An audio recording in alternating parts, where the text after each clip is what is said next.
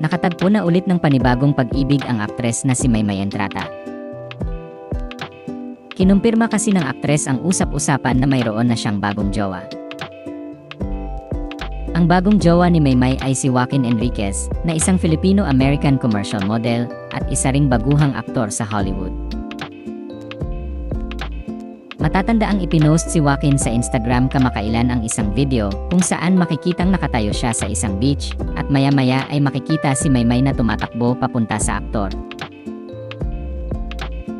Makikita rin sa nasabing video na niyakap ng aktres ang lalaki at hinalikan din siya nito sa noo.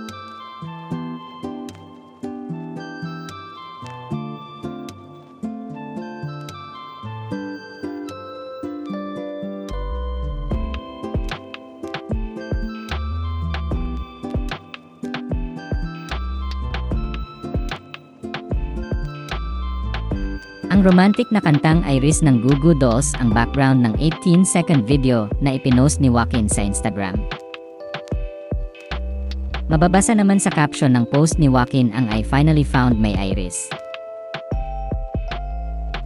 Nag-comment naman si Maymay sa naturang post ng My Lover na may kasama pang teary-eyed at heart emojis. Nag-reply naman si Joaquin ng Mahal kita. Hindi pa malinaw sa ngayon kung kailan at saan unang nakilala ni Maymay ang kanyang bagong jowa. Pero sino nga ba si Joaquin Enriquez? Kung pagbabatayan ang Instagram account ay malalaman na nakatira sa Los Angeles ang aktor. Mahilig naman siyang mag-workout, marunong sumayaw at mahilig din kumanta. Ayon sa ulat ng pep.ph, lumaki sa California ang film actor kasama ang kanyang inang Pilipina at tatay na Amerikano.